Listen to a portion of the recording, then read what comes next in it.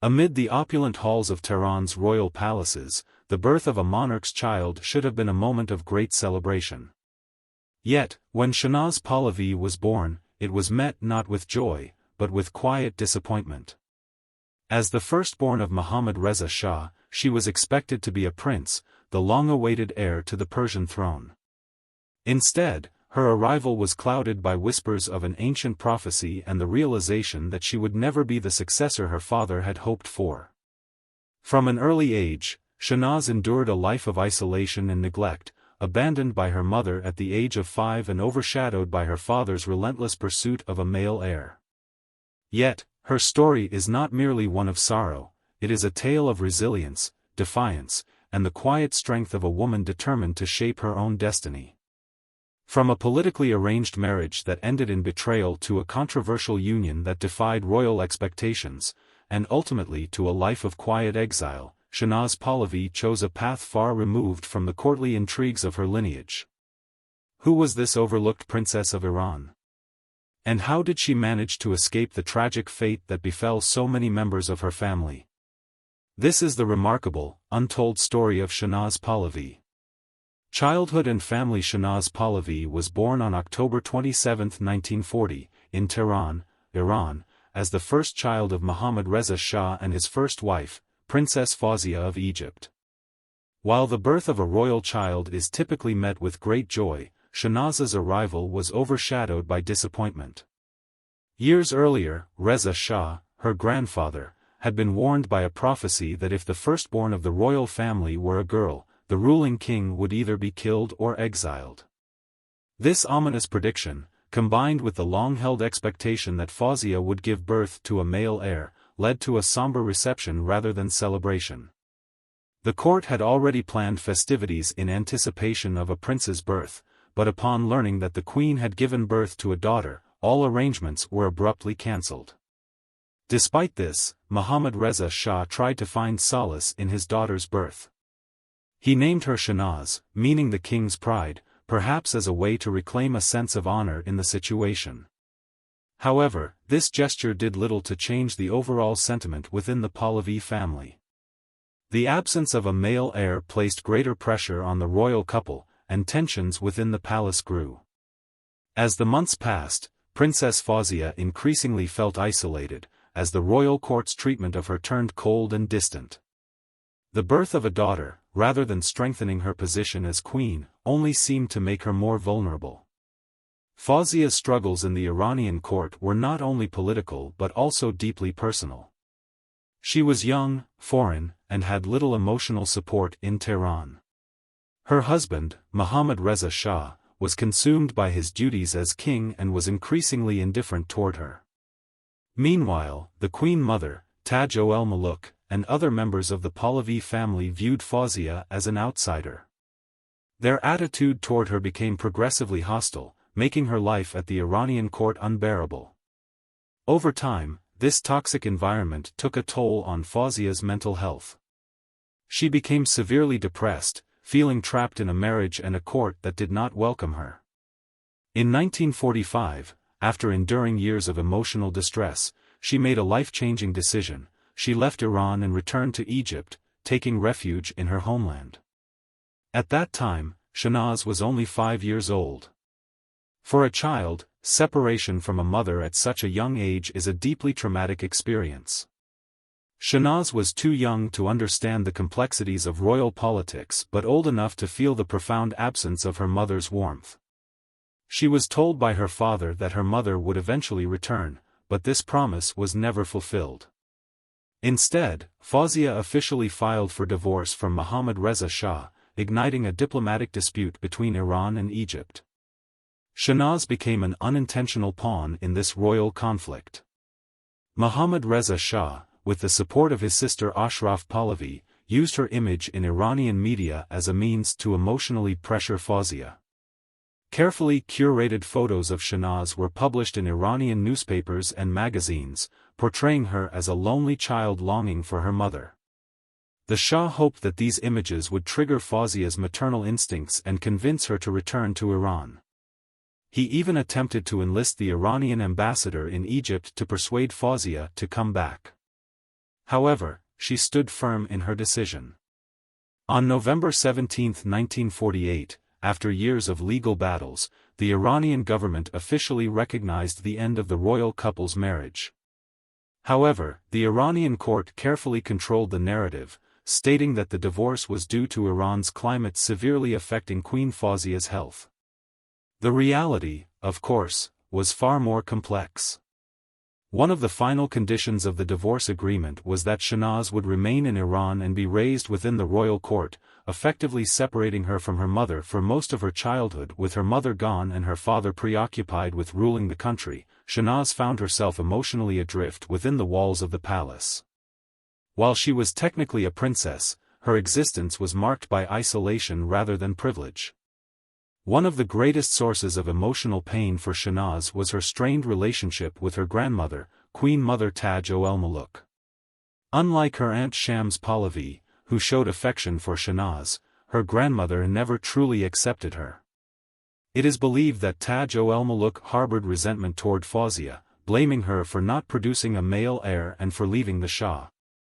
This resentment extended to Shahnaz, who, despite being the firstborn child of the king, was often ignored or treated with cold indifference. Shahnaz was also aware of how the royal family favored her half-siblings over her. Her father, desperate for a son, later married Soraya Esfandiari Bakhtiari, hoping to produce an heir. When that marriage failed due to infertility, he married Farah Diba, who eventually gave birth to Crown Prince Reza Pahlavi. From that moment on, Reza became the center of the Shah's attention, while Shahnaz faded further into the background. Despite the emotional distance from her immediate family, Shahnaz found comfort in her aunt, Shams Pahlavi. Unlike the rest of the royal family, Shams showed genuine affection for her niece and took an active role in her upbringing.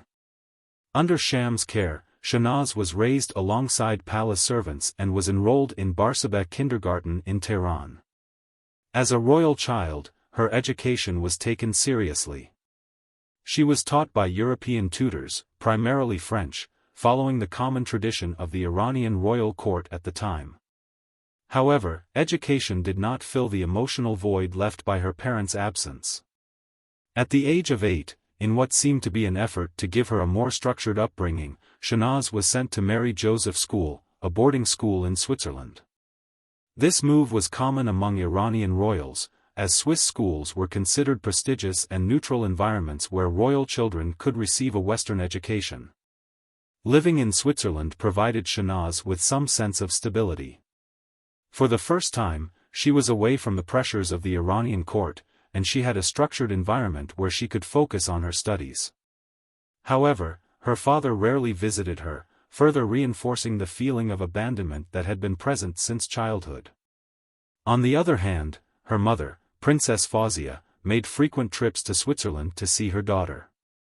These visits were a source of great emotional comfort for Shahnaz, as they provided a rare opportunity for mother and daughter to reconnect, even if only for short periods. The contrast was stark. While her father remained distant and detached, her mother actively made efforts to be part of her life. After completing her studies in Switzerland, Shah decided to send Shahnaz to the United States for further education. There, she reunited with her aunt Shams Pahlavi and Queen Mother Taj Mahal, two of the few figures in her life who had shown her consistent care. Shahnaz Pahlavi's childhood was far from the fairy tale life one might expect of a princess. Despite her royal status, she endured a deep sense of loneliness, neglect, and emotional displacement. The early loss of her mother, the indifference of her father, and the pressures of royal expectations shaped her into a woman who, despite her wealth and status, carried emotional scars from her upbringing. However, the experience also forged her independence. Unlike some of her half-siblings who remained deeply entangled in the affairs of the royal court, Shahnaz would later choose a path that distanced her from political struggles, allowing her to seek a life of her own, one not dictated by royal obligations. Marriage on October 11, 1957, at just 16 years old, Shahnaz Pahlavi entered into her first marriage with Ardeshir Zahidi, the son of General Fazlallah Zahidi, a prominent Iranian military officer and politician. Their wedding took place at the Golestan Palace in Tehran, a historic venue that had witnessed centuries of royal ceremonies. Despite being a royal union, the ceremony was surprisingly modest. Mohammad Reza Shah deliberately chose to keep the wedding low-key, reportedly stating that it is no pride to be king of a poor, hungry people. Zahedi was not just the son of a powerful general but also an ambitious political figure himself. He later served as Iran's ambassador to the United States in the 1960s and 1970s and became known for his close ties with Western leaders. The marriage strengthened political ties between the Pahlavi family and Zahedi's influential network, making it not only a personal commitment but also a strategic alliance. Although the marriage carried political significance, it was not entirely devoid of affection. Shahnaz and Ardeshir shared a strong connection at the beginning, and the birth of their daughter, Mahnaz Zahedi, added another layer of warmth to their relationship. As the first grandchild of Mohammad Reza Shah, Mahnaz held a special place in the royal lineage, and Shahnaz, who had experienced a lonely childhood, devoted herself to being a loving mother. However, over time, cracks began to form in the marriage. As a powerful and charismatic diplomat, Zahedi was frequently surrounded by influential figures, including many beautiful women from high society. His alleged infidelities became a source of deep distress for Shahnaz, who had already endured emotional struggles throughout her life. She found it impossible to tolerate her husband's unfaithfulness, and by 1964, after 7 years of marriage, the couple divorced. For Shahnaz, this marked a painful transition, as she not only lost a partner but also had to navigate the social challenges of being a divorced woman in the upper echelons of Iranian society. Though she retained her royal status, she withdrew from certain public and diplomatic responsibilities that had previously come with being Zahedi's wife. Following her divorce, Shahnaz entered a difficult period of emotional turmoil, battling depression and reportedly turning to drugs, including LSD and marijuana, under the influence of a new figure in her life, Khosrow Jahanbani. Unlike her first husband, Khosrow was not a politician but an artist. He was the son of General Amanullah Jahanbani, a man of Qajar and Russian descent, but he had little interest in power or politics. Instead, he embraced an intellectual and artistic lifestyle, fitting the mold of the emerging hippie counterculture of the 1960s and 1970s. It was said that Khosrow had admired Shahnaz long before her marriage to Zahedi, and after her divorce, he became a close friend and confidant. Their relationship, however, was highly controversial within the royal court. Mohammad Reza Shah strongly disapproved of Khosrow, believing that he was a bad influence on his daughter. The Shah was particularly angered by Khosrow's alleged role in introducing Shahnaz to drugs, and at one point, he even considered having him imprisoned to separate the two. Despite her father's disapproval, Shahnaz refused to abandon Khosrow, demonstrating a determination that seemed to defy the rigid expectations placed upon her as a royal. In February 1971, the couple married at the Iranian embassy in Paris, far from the watchful eyes of the Iranian court. At first, the Shah was furious and refused to acknowledge the marriage. However, his wife, Farah Pahlavi, played a crucial role in mediating the conflict. Over time, with Farah's persuasion, the Shah softened his stance and reluctantly accepted his daughter's second marriage.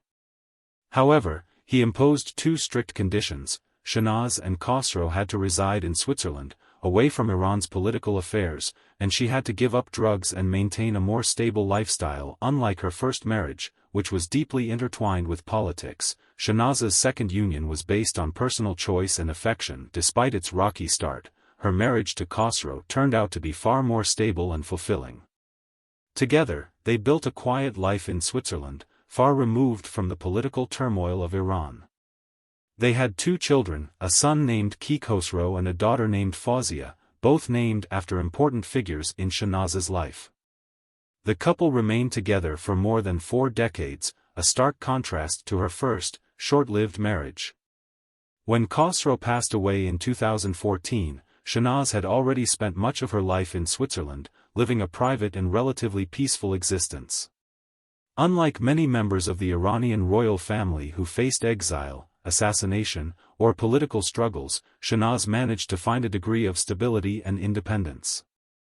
Her journey through two very different marriages reflected her own evolution, from a young princess bound by duty and expectation to a woman who ultimately chose a life of her own making. Scandals. Shahnaz Pahlavi's divorce from her first husband, Ardeshir Zahidi, in 1964 was not just the dissolution of a marriage, it was a significant turning point in her life. Their union had been politically advantageous, strengthening ties between the Pahlavi family and the powerful Zahidi family, but behind the scenes, the relationship was fraught with emotional strain and betrayal. At the beginning of their marriage, Shahnaz and Ardeshir seemed like a promising couple. Ardeshir was a charming, well-educated diplomat, and their marriage was expected to be a stabilizing force in Iran's elite circles. The birth of their daughter, Shahnaz Zahidi, added to the perception that they were a strong royal couple. However, their seemingly perfect life soon began to unravel. One of the biggest factors leading to their divorce was Ardeshir Zahidi's infidelity. As the son of a powerful general and later Iran's ambassador to the United States, Zahidi was constantly surrounded by high-profile figures, including celebrities, politicians, and socialites. He was known for his charismatic personality and playboy lifestyle, which eventually became a source of pain and humiliation for Shahnaz. Rumors of his extramarital affairs circulated within elite circles, and his reputation as a womanizer only grew over time. For Shahnaz, this was more than just a personal betrayal, it reopened the emotional wounds of her lonely and neglected childhood. She had already grown up in a home where her father had been largely absent, prioritizing his political ambitions over his daughter. Now, in her marriage, she found herself in a similar situation, with a husband who was rarely around and emotionally unavailable. As someone who had struggled with feeling unwanted and overlooked in her family, the realization that her husband was unfaithful was devastating. As the affairs became more public, the tension between the couple escalated. Shahnaz, who had been raised in an environment where royal women were expected to endure marital hardships for the sake of maintaining appearances, initially tried to tolerate the situation. However, as Zahidi's behavior became more blatant and widely known, she could no longer ignore the humiliation. Unlike previous generations of Iranian princesses who had been expected to remain in unhappy marriages for political stability, Shahnaz made the bold decision to file for divorce. In the 1960s, divorce among royal families was still considered a scandalous affair, particularly for women. Shahnaz, as the daughter of the Shah, was expected to uphold the image of the monarchy, and a public separation was seen as damaging to the prestige of the Pahlavi dynasty. However, given the undeniable state of their marriage, her father, Mohammad Reza Shah, eventually approved the divorce, albeit reluctantly. Although the official reason for the divorce was never explicitly stated, insiders within the royal court widely acknowledged that Ardeshir's infidelity was the primary cause. The fact that Shahnaz, a princess of royal blood, had chosen to walk away from a powerful political marriage rather than endure the betrayal spoke volumes about her independent nature and unwillingness to conform to traditional expectations. Following the divorce, Shahnaz retreated from public life and entered a deep period of emotional turmoil. Having spent much of her life within the strict confines of palace life and an arranged marriage, she now found herself without direction, isolated, and battling depression. This vulnerable state made her particularly susceptible to negative influences, and during this time, she fell into a downward spiral. It was during this fragile period that Khosrow Jahanbani entered her life. Unlike her first husband, who had been a prominent diplomat and political figure, Khosrow was an artist and intellectual, belonging to a very different world. He had long admired Shahnaz, even before her marriage, and once she was free from her first husband, he stepped in as a source of comfort. However, Khosrow's influence was not entirely positive. While he provided emotional support, he also introduced her to LSD and marijuana, substances that were becoming popular in counterculture circles at the time. For a woman who had lived a highly controlled life under the scrutiny of the royal family, the freedom and rebellion that came with drug use and alternative lifestyles may have felt like an escape. Unfortunately, it also led her into substance dependence, further alienating her from her father and the royal court. Mohammad Reza Shah, upon discovering his daughter's involvement with drugs, was furious. His anger was not just about her drug use but also about her association with Khosrow, whom he blamed for her downward spiral. At one point, the Shah even considered having Khosrow imprisoned, believing that removing him from Shahnaz's life would help her recover. However, despite her father's disapproval, Shahnaz remained committed to Khosrow, demonstrating a level of defiance that was rare among royal women of the time. Other relationships. Shahnaz Pahlavi, despite being a royal figure, led a life that was largely defined by personal relationships rather than political influence. While she never held an active role in Iranian politics, her position as the daughter of Mohammad Reza Shah meant that she was surrounded by powerful figures, family members with strong political ambitions, and complex interpersonal dynamics.